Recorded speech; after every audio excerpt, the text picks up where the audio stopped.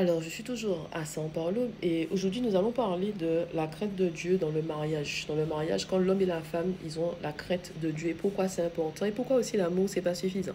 Les mondes des bisounours, il est qui heureux et il y a beaucoup d'enfants, ça c'est seulement à la télé, les contes de fées et tout, mais dans la réalité, c'est pas ça. Je te rappelle que l'amour est un sentiment éveillé. Tu as besoin d'autre chose que de l'amour pour avoir un mariage solide, un mariage épanoui, dont la crainte de Dieu.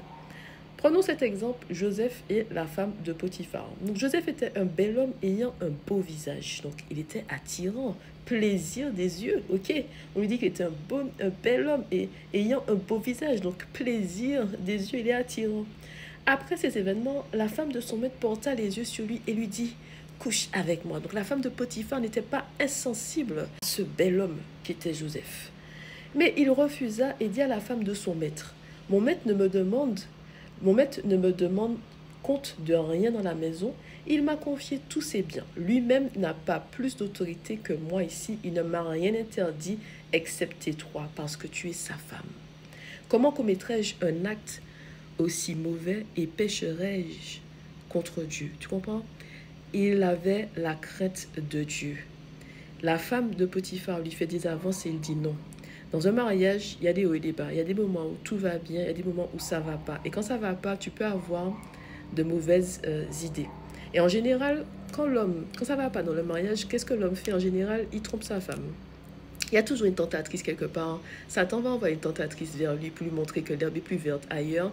Et il va voir, oh, elle est attirante et tout. Elle n'est pas comme ma femme, elle n'est pas ci, elle n'est pas ça. Je dis quelque chose, elle est ennemie. Dès qu'il y a une faille, il va s'y glisser. Mais par contre, quand un homme a la crainte de Dieu, il ne va pas tromper sa femme tout d'abord parce qu'il a la crainte de Dieu. Parce qu'il sait que le Seigneur le regarde.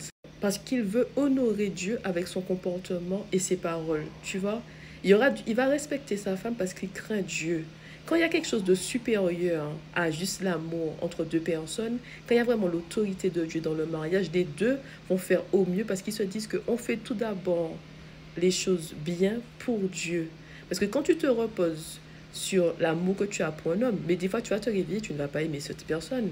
Des fois, la personne va te dire des choses ou faire des choses, tu seras tellement dégoûté que ton amour va diminuer pour cette personne-là. Le respect que tu avais pour cette personne au début et le respect 5 ans après, 10 ans après, ce n'est pas la même chose.